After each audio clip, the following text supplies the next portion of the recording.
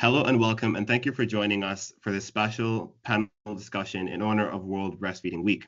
I'm Emmanuel, and I'm delighted to be hosting this conversation alongside my fellow WHOCC intern Ishani, and an incredible lineup of speakers, including health professionals, researchers, mothers, and community leaders.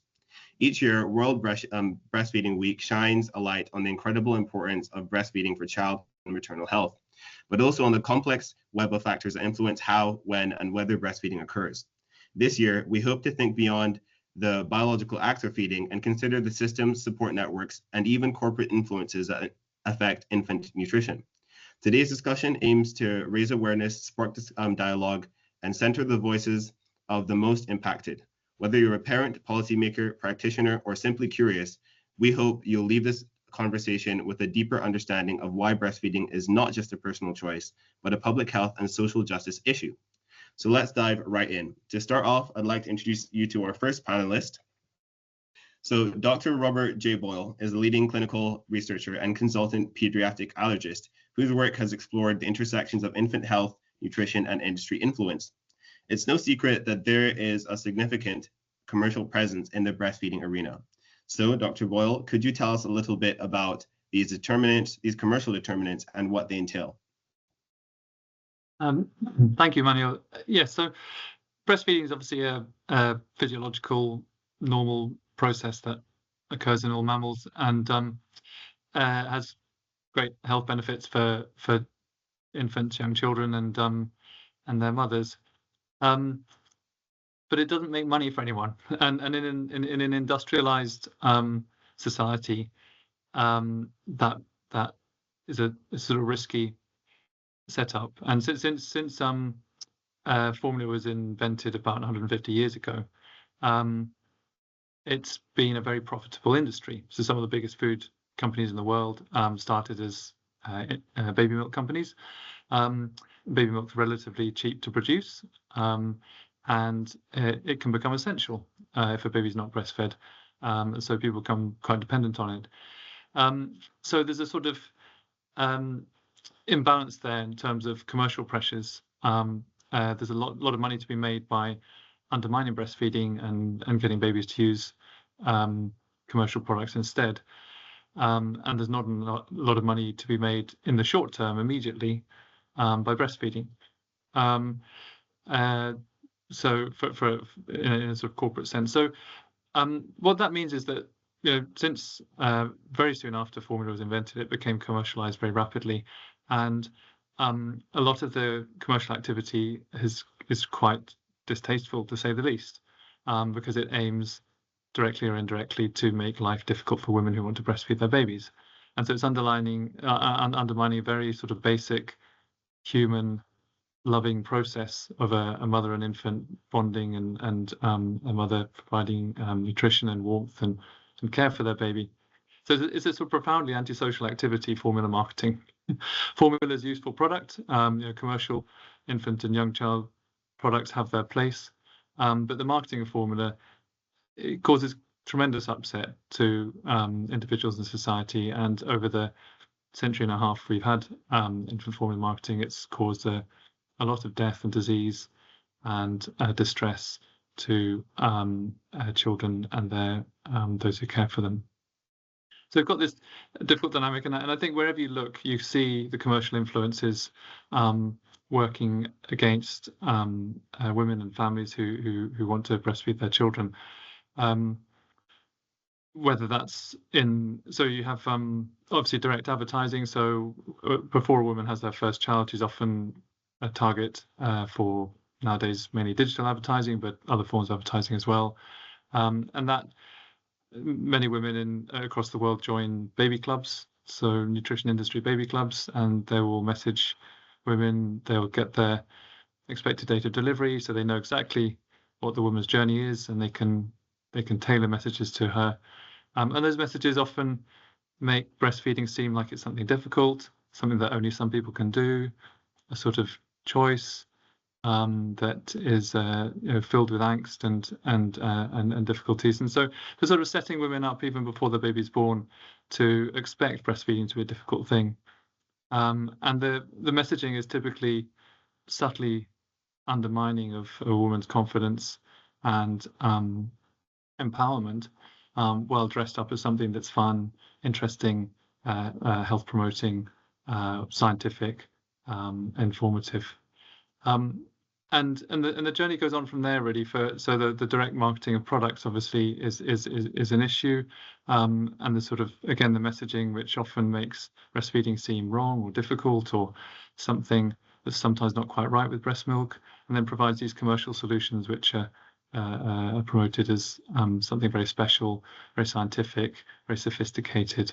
And often the pricing is very strange. So the pricing is often inflated with formula. Formula is one of those areas where if you put a big price on it, you put gold labels on it, more women will buy it, because everyone wants to do the best for their baby. So the sort of financial impact can be really quite significant on families. And typically, if a formula company manages to get one baby off the breast onto their product, then they might have $1,000 of sales for that baby. So there's a big incentive for them to make life difficult. So I'll stop there. That's sort of, there's a backdrop there. But of course, breastfeeding is normal, it's natural. And for most women, it's a relatively straightforward process. And so companies have to try quite hard to undermine it. And we mustn't forget that, because as human beings, as human societies, we're perfectly capable of supporting women to do the right thing. We just have to keep those commercial influences in their place and keep them out of the room. And if you look at things like the WHO 10 steps to successful breastfeeding, they're very simple. They're very simple things. Keep baby with mum. Don't put baby in a separate room. Don't tell mum that she has to breastfeed at certain times. Let mum and baby decide by themselves. Allow them to be empowered to do what's natural for them. So supporting breastfeeding is not as complicated and sophisticated as sometimes it's made out to be. But the first step to supporting breastfeeding is keeping those commercial influences in their place. So I'll stop there. So just briefly, given what you've described, in your opinion, what do you think are the policy level changes or actions that are most urgently needed to kind of modulate these influences? We have a WHO code, which has been agreed on by the nations of the world, and it's been in place since 1981. And the basic tenet of the WHO code is to keep the marketing at bay. So we need, as societies, to make a conscious effort. We need to recognize that breastfeeding matters and make conscious efforts to prioritize breastfeeding in policy making, in healthcare practice, in discussions with women. We need to talk about breastfeeding. We need to ensure that it's protected, promoted and supported at all levels. So it's a complex society-wide issue, but the best guidance we have is the WHO code, and that's implemented in law to a variable extent in different countries around the world. Okay, thank you so much. So also with us today is Dr. Ankita Misra. She's a gold medalist in obstetrics and gynecology from India, with extensive grassroots experience in maternal and reproductive health. Over the past 2 years, she's worked both in clinical settings and with NGOs, directly supporting women in underserved communities, bringing medical insight and community voices together. So I've heard that India is a great example of a success story where regulation has been effective. Can you tell us a bit more about the IMS Act and the key factors you feel have contributed to its success? Thank you, Dr. Boyle, first, for all the work that you do to raise awareness on this, and Emmanuel for that generous introduction and for such a thoughtful question. There is indeed a lot to reflect on. India, yes, indeed, it has been a pioneer in breastfeeding legislation. I've seen that in action, the IMS Act in action, more importantly. And I think there are several key factors that would have contributed to this effectiveness. Firstly, even when we're in medicine training and when you're a citizen in India, you're aware of a lot of civil society involvement, something Dr. Boyle was hinting on in terms of policy enforcement. There are a lot of organizations. So there's a breast promotion network of India, breastfeeding promotion network. So they kind of act as like watchdogs, advocates. They make sure that there's legal compliance, and the IMS Act and marketing of the formula feeds and the supplements are monitored. And this kind of also helps shape public discourse. this kind of walks in hand with the government enforcement. It's not just the act, but there are several programs that are incorporated into our training and into the health system in India. One of them is called the Janani Suraksha Yojana, which is basically like Mother Protection Network in English, loosely translated, and something called the RMNCHA. So that's reproductive, maternal, newborn, child, adolescent health and nutrition, and these are parts of the national health mission that we have. So we are trained under that, and when we do our foundation year, we serve in these different fields and these different posts to work and further these projects that are a part, these initiatives that are a part of the national health mission. For me personally, the most impactful role that is played by people within the health system are what we call the ASHA workers and the Anganwadi workers, and also the ANMs, so the auxiliary nurse midwives. So they are the grassroots level healthcare workers that work within the Indian healthcare system, and they work in different catchment areas. So typically about anywhere from 500,000, 2,000 people in a particularly assigned area or neighborhood, and they are the ones who are the most vital aspect, and I always say the backbone of the formal healthcare system that we have, because they are the bridge between the community, the doctors, and the government. So the ASHA workers and the ANMs and the Anganwadi workers, they basically hold a whole list of duties. One primary duty is towards the mothers and the children of that catchment area they're a part of. So they accompany mothers to their antenatal visits, to their postnatal visits. They maintain lists of women that are pregnant, what stage of pregnancy they're at, so they know when to accompany them to the appointments. And beyond all of this clinical linkage, they even assist them for everything up until the birth of the child. But they even then counsel on the importance of breastfeeding, on the 10 we learn this so often, and we've heard what Dr. Boyle was referring to, the 10 safe breastfeeding methods of the WHO, that it's very simple, very easy: positioning, attachment, when to wean, how to wean, what semi-solid or solid substances the baby can proceed to. They counsel the families on the basis of the affordability of these families. They take the mothers and the babies to growth monitoring clinics. They follow up on referrals. So they are really the backbone. They're really the backbone. They're trained for several years to achieve this kind of level of perfection in terms of their the practice. So I think that is the greatest strength, that the fact that there is some grassroots level work and monitoring and enforcement. But that being said, I would like to still flag that what people are still not aware about is that there are still a lot of implementation gaps. It's very difficult to avoid digital marketing these days, and enforcement mechanisms can be very weak, especially for, I would say, the peri-urban and urban region in India, because Instagram and influencers sell the modern mother image, and everyone wants to be a modern mother, everyone wants to go back to work early. And in India, mothers are no less, everyone is working, and so they kind of fall prey to um, a lot of these tactics. um, Enforcement mechanisms for that still are weak. There is not much scrutiny on that. um, I personally, having worked in both rural India with villages as little populations as 500 people, and then in Mumbai, which is, the hustle and bustle, it's very similar to London that way.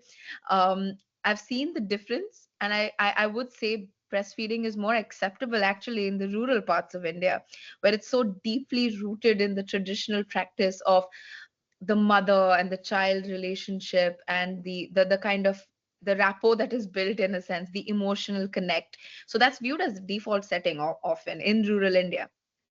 In urban India, it's very different, and commercial substitutes are not inaccessible or inexpensive compared to the salaries that they would be earning. So it's much easier. It feels like it's a cop out, and they would only rarely go towards something else like breast pumps or anything else.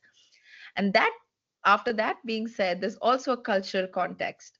And we'd had this conversation, Emmanuel, if you'd remember, that breastfeeding is, oh, it's natural, but not very socially normalized in India. Modesty is a big concept in India. Society can turn even breastfeeding into a source of discomfort or shame. And Indian women, we tend to wear salwar kameezes with the pattas and saris. So mothers do cover themselves with their pallus, their drape. But that workaround highlights into a source of discomfort anyway for them. And there's lack of safe space, lack of breastfeeding spaces in public areas. And I've seen women being turned away and being asked to leave from a public space, like go somewhere else and do it instead. And this is in Mumbai, which is like the hub, the industrial capital of our country. So safety being an issue, comfort being an issue, there are a lot of things that still need to be need to be grappled with. So I think the legislative success, absolutely, I've seen it in action, it works. But in terms of the cultural context, there's still a lot of room for improvement. And only then can we move from an entire actuality of the policy to paper to what I always like to say, promotion and protection in practice. So yeah, that's what I had to say. Thank you. So if I could just quickly chime in, if I understand it correctly, that WHO code that Dr. Ball was talking about has been integrated directly into Indian law. And if I understand what you're saying, that is one of the major factors kind of contributing to the success of kind of this battle against the commercial determinants. So not only the WHO Code of International Marketing of Formula Milk Substitutes, but also the 10 ways of safe breastfeeding practice and so exclusive breastfeeding practice for 6 months, followed by then the slow weaning off up until 12 months. It's integrated into our medical curriculum. We practice it, we teach it, we're a part of our ANC clinics and PNC clinics even during our foundation year training.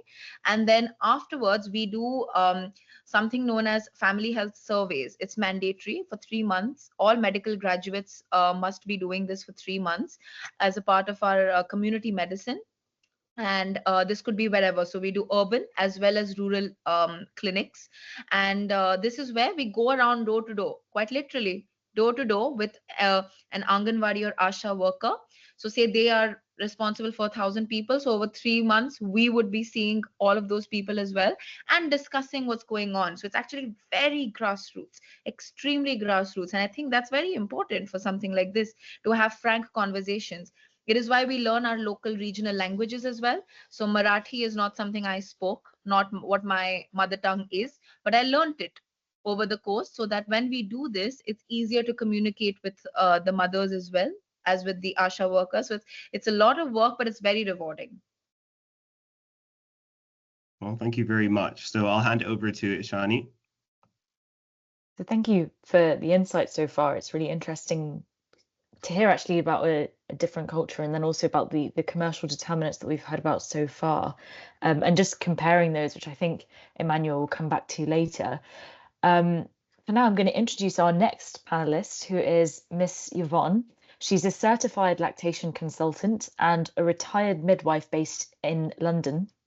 As someone who's passionate about breastfeeding advocacy, she's worked closely with parents, healthcare providers, and community groups to improve infant feeding support.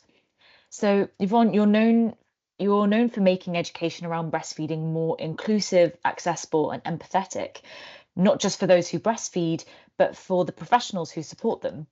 Based on your experience, can you tell us a little bit about the difference a breastfeeding aware versus a breastfeeding unaware professional can make in the lives of those who breastfeed? Hi, everyone. I'm so happy to contribute to your project to spread awareness on this issue and look at the effective ways to protect and support breastfeeding in spite of the detrimental effect that healthcare workers and healthcare professionals have on women who choose to breastfeed. My name is Yvonne Inch. I'm a registered nurse and registered midwife and board-certified lactation consultant. I'm a doula at times, and I am a tongue-tied practitioner. Since retiring from the NHS, where I was the first infant feeding lead at Chelsea and Westminster Hospital in 2010, I have hosted a free volunteer-led drop-in for mothers and their families seeking support and problem solving in their breastfeeding journey, which are hindered and complicated, and I can say sabotaged by erroneous information or lack thereof from within the NHS, even from baby-friendly hospitals, resulting in a lack of confidence in these mothers' abilities to breastfeed their babies. For example, I don't have enough milk. Position and attachment fallacies that one size fits all. Misunderstanding the misinterpretations of the 2006 growth and weight gain charts leads to force feeding, bottle feeding, formula, and supplements. And my big bugbear, that hind milk, fore milk fallacy, leading to mastitis, low supply, fussiness, misuse of anti-colic medicines, loss of their mum supplies, ideas that formula milk is just as good as breast milk. Mothers come with painful feeding, misdiagnosis of thrush, and mismanagement of various issues that problems that will crop up in their journey. Not understanding babies' behavior, lack of confidence in that breastfeeding is too hard or possible for them, misunderstanding about allergies without getting specialist diagnosis and support and management, not understanding colic and management of colic or fussiness in babies. Babies' feeding cues are misunderstood, urine and stool output, misunderstandings, tongue tie, misunderstandings, incorrect use of pumping regimes or bottle feeding supplements, misunderstanding of hind milk, fore milk, leading to harmful feeding routines. We try to provide a woman-friendly, female-friendly, supportive environment for often tearful mothers in a cafe, which is now Joe and the Juice in Fulham, is an unclinical environment, and we congratulate moms on their efforts and understand their concerns. We help them to understand the physiological issues and their perseverance seeking support. And we promote breastfeeding in public and group communication. You are not alone. Today, lifestyle challenges, extended family and community learning support of the past. And we give lots of hugs, cooing over cute babies, and glowing mums and dads. Although we are healthcare professionals, we try to be friendly sisters, grannies, non-judgmental, with empathy and sympathy. These mums will come back often, frequently, and enjoy being among other women who have similar issues. And a lot of times these mums come and their baby's behavior and the way they're breastfeeding is perfect for them. But because of the misinformation that they've heard, they think they're doing something wrong when actually everything is going fine. And they just need somebody to tell them that without being condescending or judgmental. I hope this gives you just a bit of an idea of what women might have to go through and the consequences of poor support, poor education of healthcare professionals in breastfeeding. Thank you so much for that, Yvonne. And someone who works closely with you, so Heidi Hayward-Crouch, who is co-producer of Roots and Wings antenatal and postnatal sessions for Black and Brown parents with family champions at Hammersmith and Fulham. So Heidi is another key advocate for breastfeeding education. Heidi, from your perspective, how could breastfeeding education be reimagined to better support breastfeeding mothers and for the population, more generally? Hello, my name is Heidi Hayward Crouch. I'm a qualified antenatal teacher, postnatal facilitator, breastfeeding peer supporter, and I also have the honour of working with Hammersmith and Fulham Family Champions together with local midwives and health visitors in the co-production of an initiative called Roots and Wings. Roots and Wings offer free antenatal and postnatal courses aimed at black and brown bodied women and their partners, which are held in a culturally safe, non-judgmental space, enabling parents to access in-depth antenatal, postnatal and breastfeeding information, with the opportunity to speak to visiting midwives, breastfeeding leads and health visitors who not only look like them, but who are also familiar with the black and brown person's lived experience of attempting to navigate the healthcare system while balancing cultural and racial norms. Many of these parents have experience of both unconscious and conscious racial bias, which has often prevented them from being able to access evidence-based information or has actively stopped them from asking for help from healthcare professionals. As well as providing a safe space to build trust and peer support, the sessions act as a myth-busting exercise, which is especially important when it comes to breastfeeding support, as whilst black and brown mothers have a higher incidence of initially breastfeeding their babies, they are more likely to introduce formula feeding at an earlier age and less likely to access breastfeeding support or advice or information. When listening to parents at both the breastfeeding drop-ins and at Roots and Wings sessions, what is painfully obvious from the majority of parents and grandparents is that they wish that they had been taught how beneficial breastfeeding was, not only for the development of baby's brain and health, but also for the birthing person in terms of physical and mental health issues. Parents had no idea how adaptable breast milk was in response to their baby's physical health, including the production of antibodies and illness prevention, which formula cannot provide. Parents were unaware that babies are not physically designed to sleep through the night, i.e. in terms of when you think of the size of their stomachs and you think of safe sleeping habits, SIDS, etc. Babies are designed to wake at night. And it's a research-based fact that parents of formula-fed babies actually get less sleep than their breastfeeding counterparts. Parents are unaware that formula can never replicate either the physical benefits or the constantly responsive changes that breast milk undergoes with each feed as communicated between mother and baby. And it's really unfortunate that parents, by the time they become parents, are woefully unaware of the honest realities of breastfeeding, i.e. it is a new skill for both the breastfeeder and the baby, and that this skill is constantly being tweaked and honed and refined. The journey as a new parent is a huge undertaking at a time when emotions are high and energy levels are so low.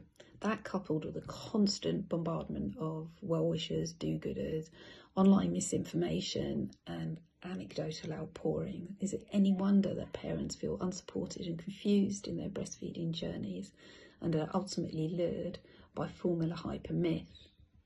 I do think it's really strange that we don't teach the mechanics of the breast and the benefits of breastfeeding at school age.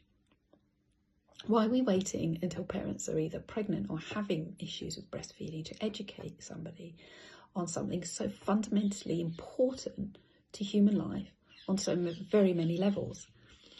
Like any other organ in the body, the breasts have a specific purpose. So why are we not taking the opportunity to educate generations of future parents from an early age, regardless of gender, of the benefits of breast milk and overlaying and reinforcing those benefits in teenage years?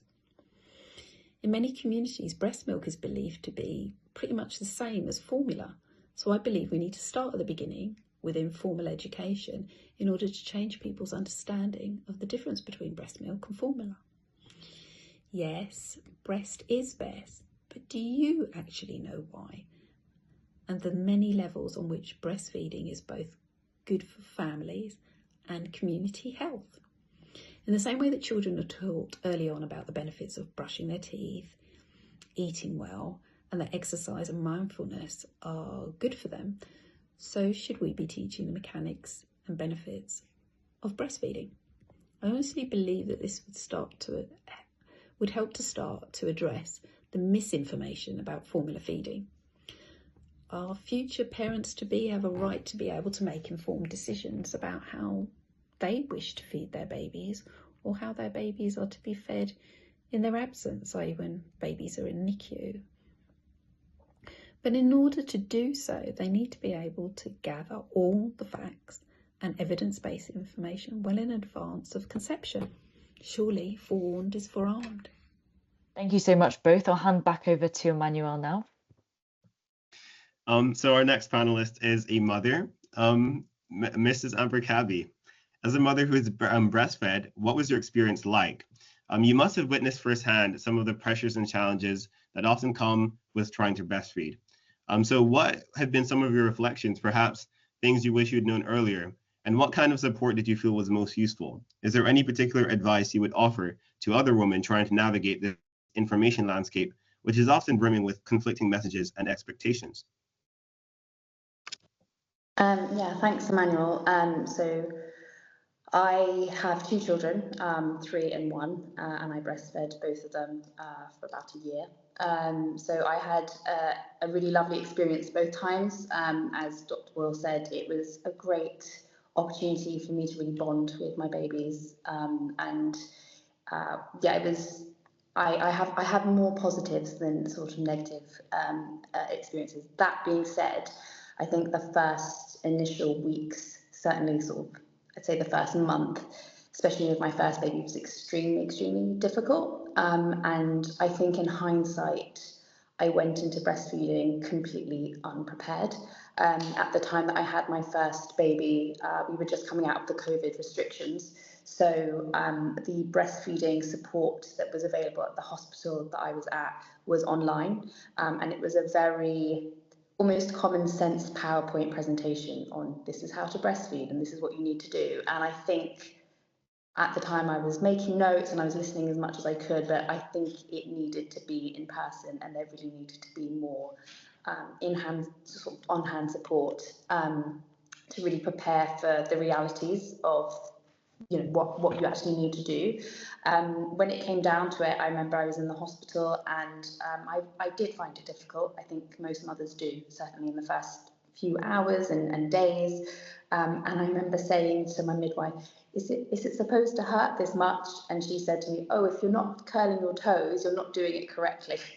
And I think things like that can really shift your perspective, because I remember thinking, oh my gosh, if this is going to be a painful experience, I'm not going to want to continue long term. And immediately, it's amazing, especially with our smartphones, how your phones can pick up conversations you're having, for example, all the time. And I remember having this conversation just with this midwife in my room, and immediately on Instagram I was bombarded, like Dr. Boyle said, and Ankita said, with adverts for formula. And I remember thinking that wasn't even on my radar when I was pregnant. Luckily, I wasn't signed up to any mum clubs or bump clubs, so I wasn't bombarded in my pregnancy. But I remember thinking, gosh, this is the alternative that is available. And I do have to give credit where credit's due. In the NHS, or within at least the hospital that I was in, they were very much pro breastfeeding, and they were very much like, no, it does get easier, don't worry, we will help you, and we're going to make sure that you're not discharged until we feel confident that you are able to do it appropriately, which really did help.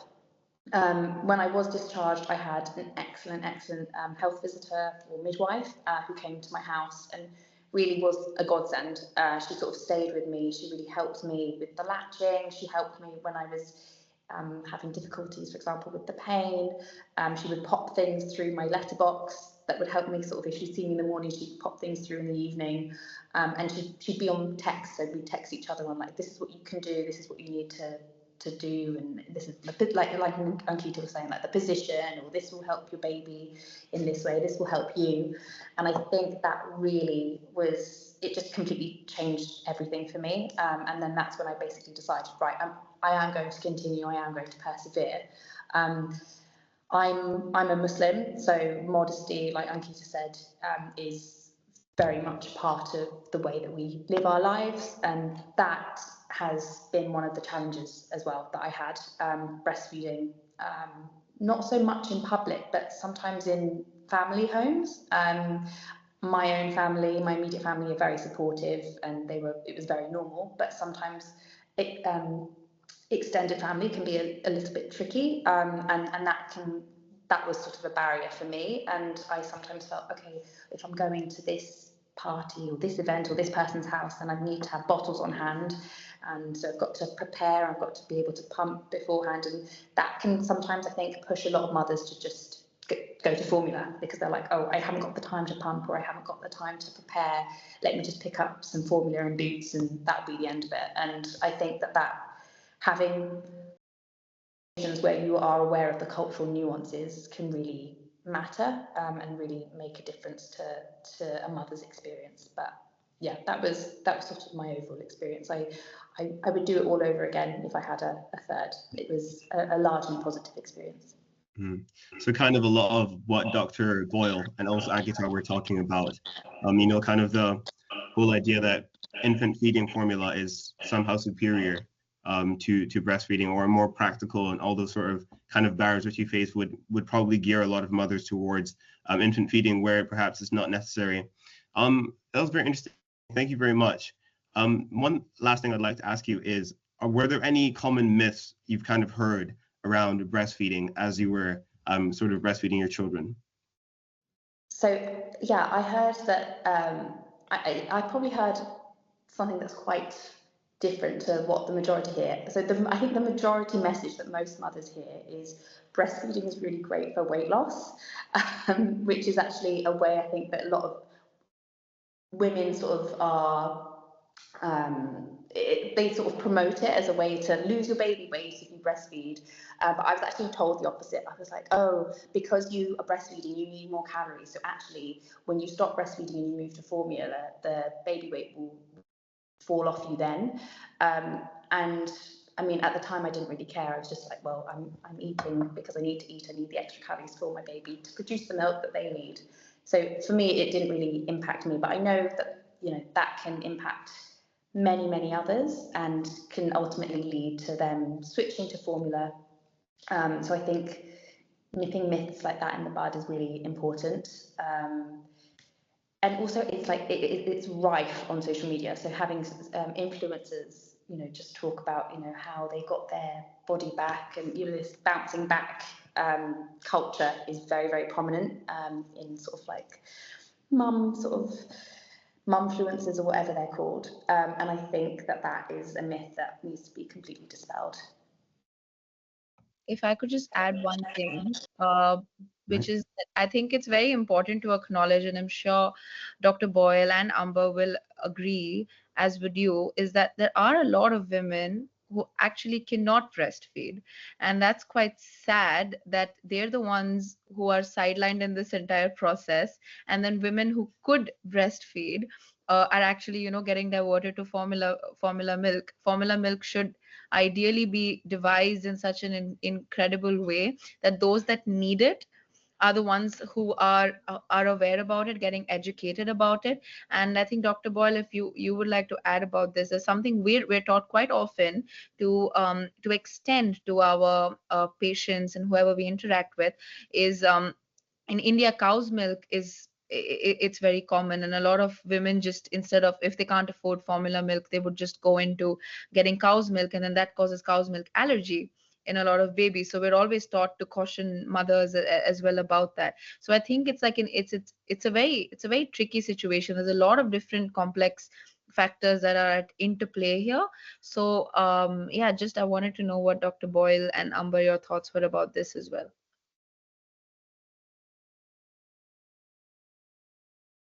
Do you want to go, Amber, or do you want me? I think I think I'd dispute that there are lots of women who can't breastfeed. I think that's I mean, I think there are lots of women who feel that they can't or they couldn't, but I think that's a failure of society rather than a. It doesn't really make biological sense that breastfeeding would be something that fails a lot. You know, it wouldn't, and it's not something you see with other mammals. And but I think there are definitely social setups which can make it a very traumatic experience to try and breastfeed, especially societies that don't support women well. I think when people are when a woman can't breastfeed, and obviously in sort of emergency situations that's not uncommon. People get separated from their babies, get detained or killed or injured, or all sorts of awful things happen in emergencies. But those are times when wet nursing becomes very important, and UNICEF have actually just brought out some very nice guidance on wet nursing in emergencies, which is well worth looking at for those situations when a baby can't be breastfed by their mother. But obviously formula has its role, and in the first 6 months, if a baby is fed with something other than human milk, then infant formula is recommended over plain cow or buffalo or goat or sheep or other mammal milk.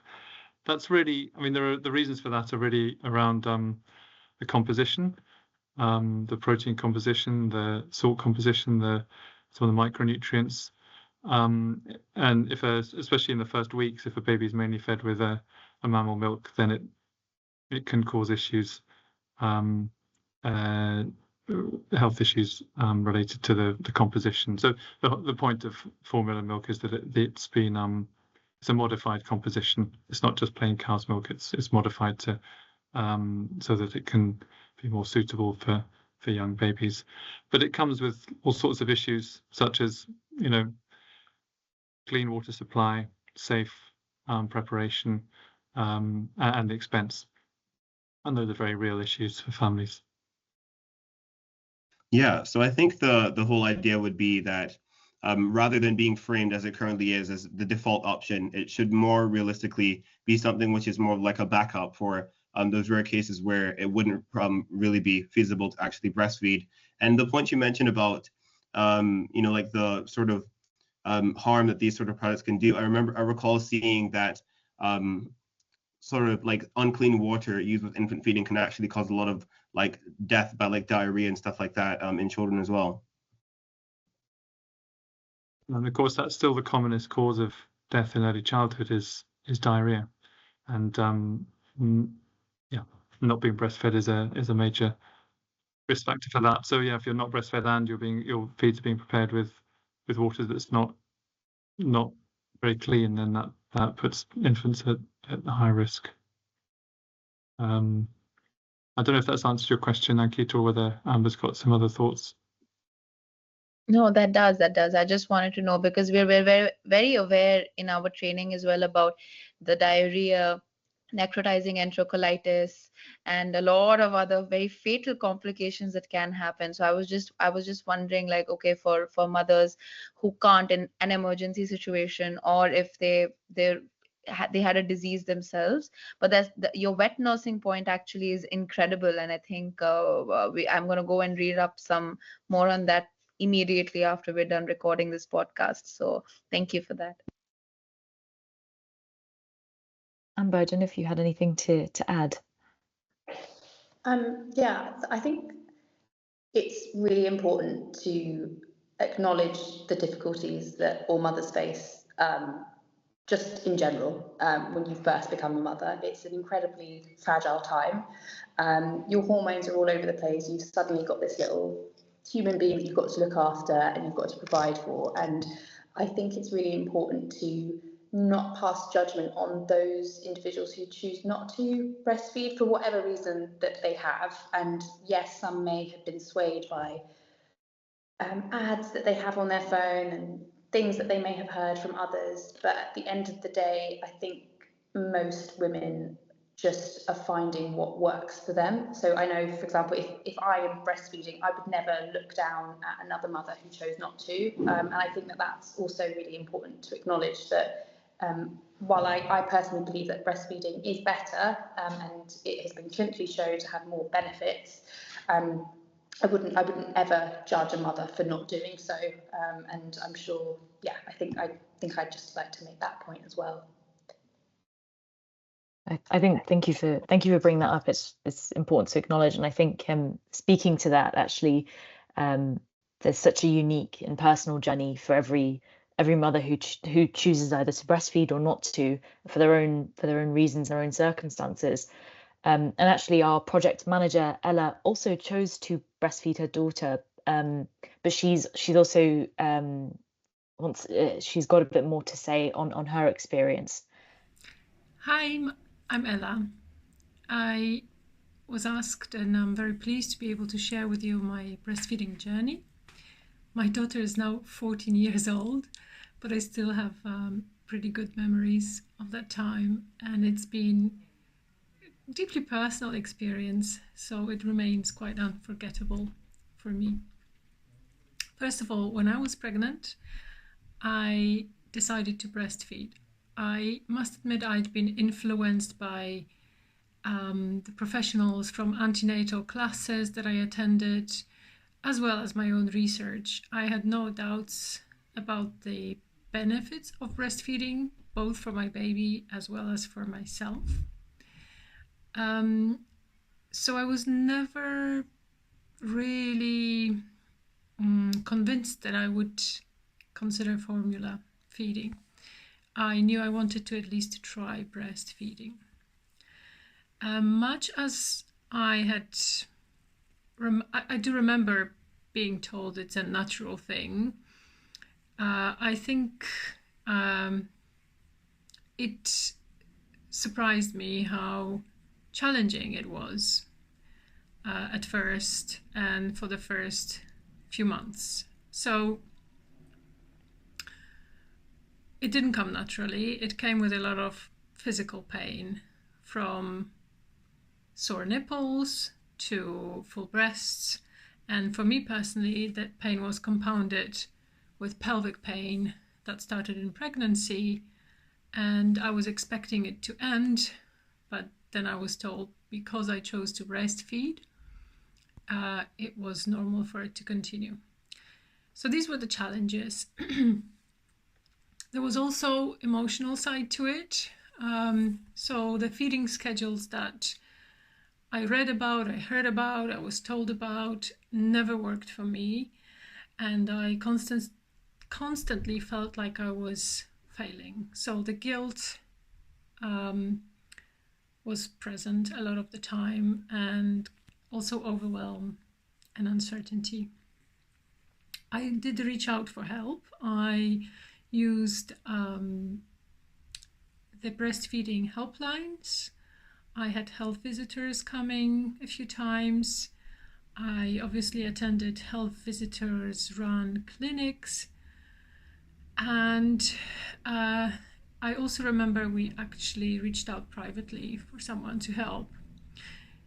Some of the advice did help in the moment, some not so much.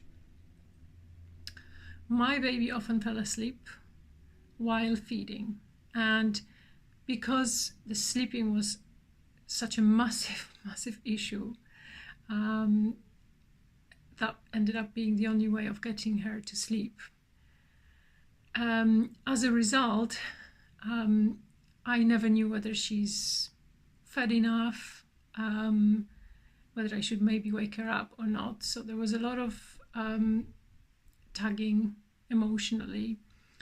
I fed on demand, and I also tried to express milk in between feeds to build up a stock for emergencies, as well as for her dad to be able to bottle feed her and bond with her as well.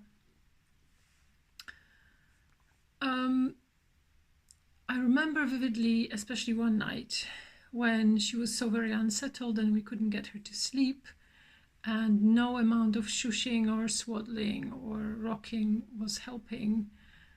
And in that desperate moment, slightly nudged by my partner, who also heard that formula fed babies sleep better and that the formula helps babies to fall asleep and to sleep longer. I must admit with horror, for me, I did feed my daughter a bottle of formula milk. That was once and only, because the guilt and the feeling of failure were just very, very overpowering for me. I also was filled with a lot of doubts. Was I producing enough milk? Was the quality of milk good enough?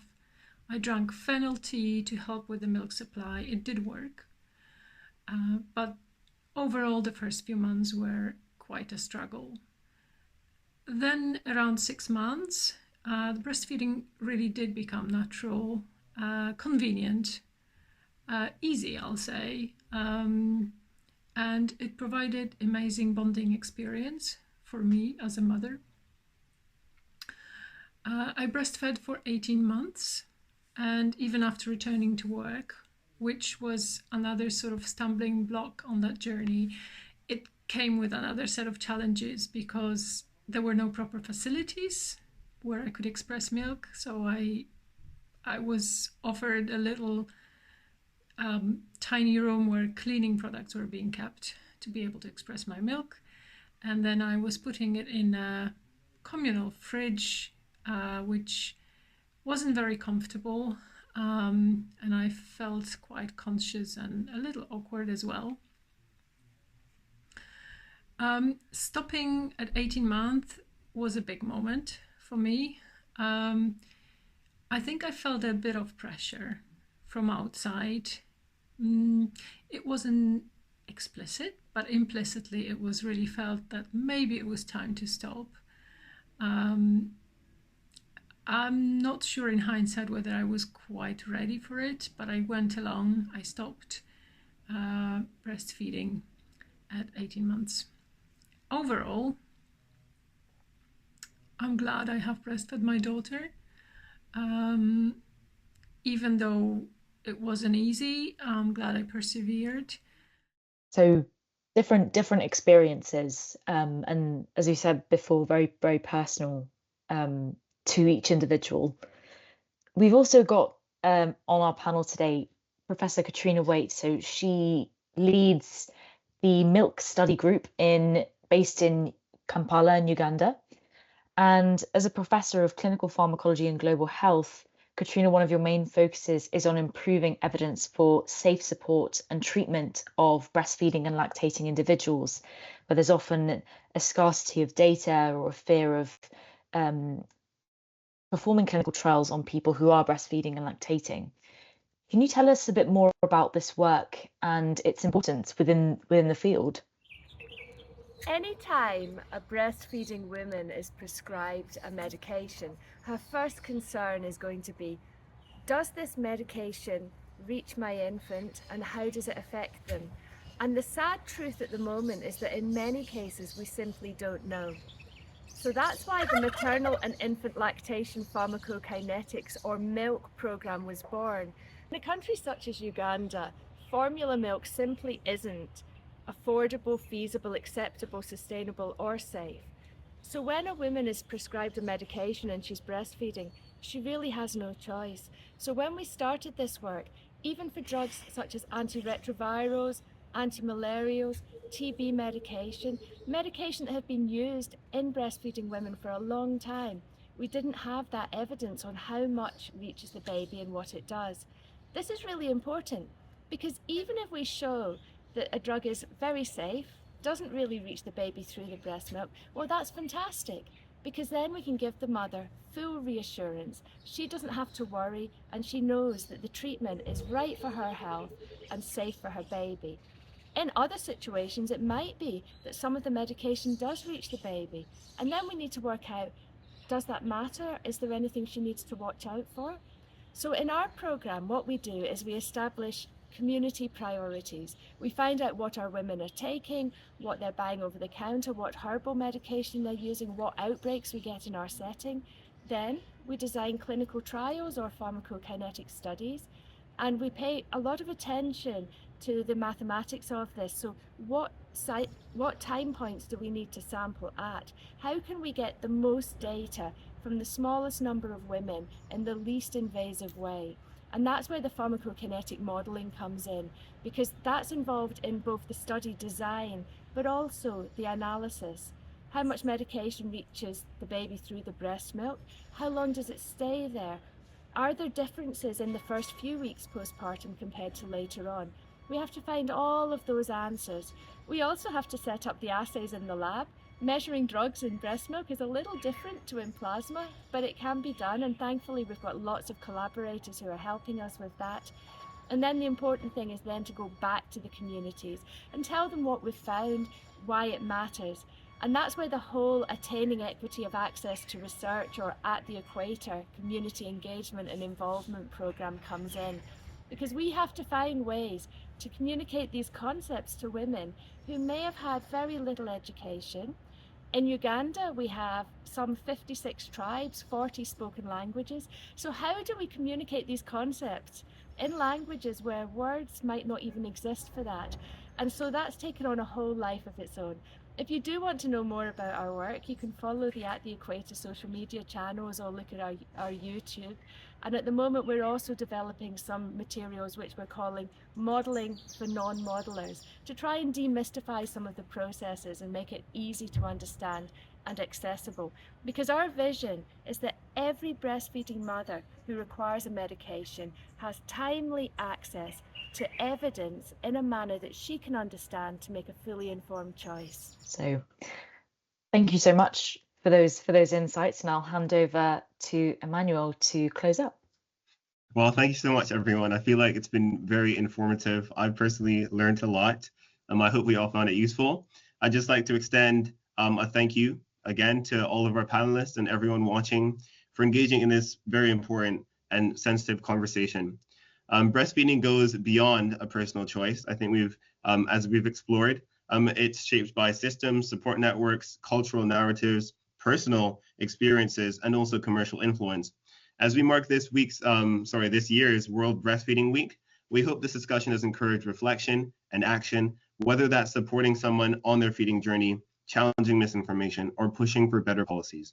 On behalf of myself, Ishani, and our project manager, Ella, thank you for tuning in, and we hope this is the beginning of many and many more fruitful conversations.